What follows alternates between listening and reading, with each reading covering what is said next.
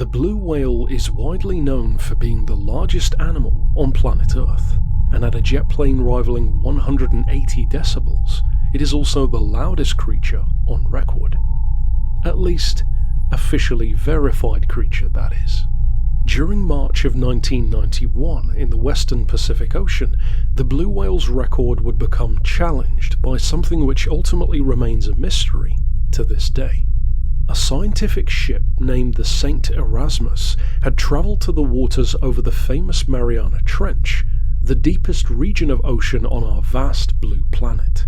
This vessel was tasked with ferrying a two-person exploration sub with the intention of exploring the depths of the Serena Deep, itself one of the deepest points of this immense trench, at over 35,000 feet, or 10,000 meters, at its floor. On Monday the 11th at 6 a.m, the exploration sub was lifted down into the Pacific waters via winch arm, tethered by the necessary life support and communication cables to the Erasmus, and began its near 3-hour descent into the depths of the Serena.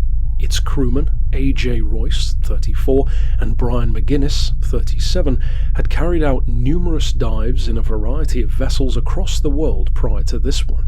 But the events of that Monday morning would become the most notable of their careers.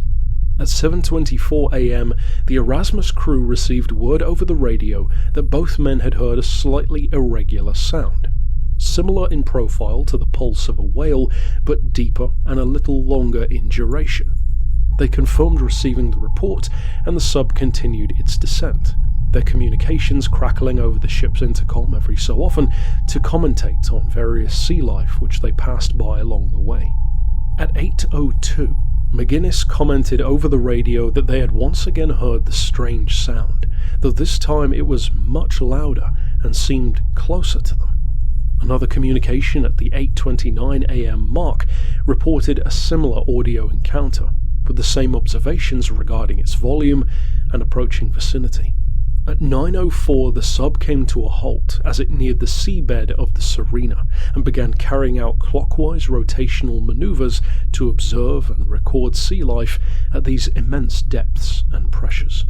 Around a dozen possible new species were identified during this period, including a pale and seemingly sightless species of eel, a large burrowing crustacean around half a meter in length, and a pair of large brown sharks of around 5 meters in length, swimming almost side by side. At 9:36 a.m, the Erasmus received a radio message from Rhys, noting that the sub seemed to be having an instrument malfunction of some kind, and that they seemed to be drifting slightly backward at a slow rate, despite their gauges not acknowledging this change.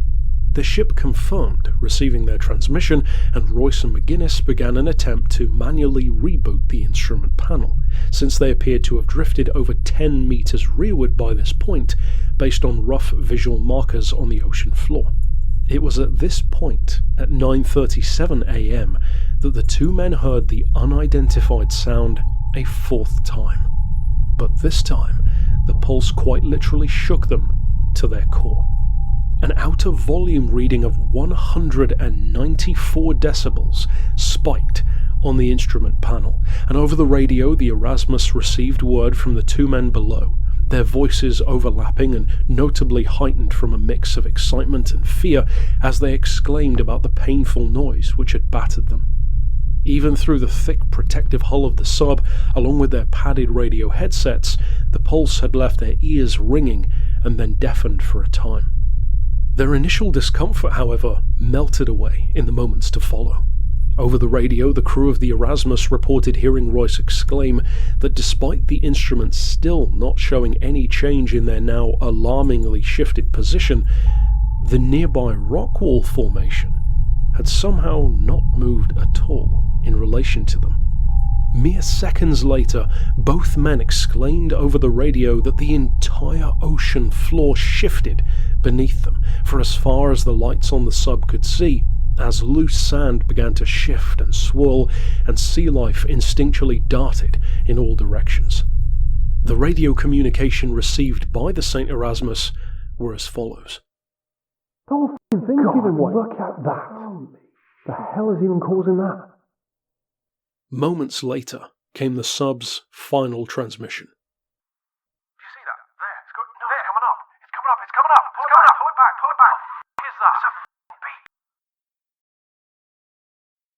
The sub, along with AJ Royce and Brian McGuinness, were never recovered, despite multiple rescue attempts, with only these radio communications and severed connection cables leaving trace of what had happened to these unfortunate souls.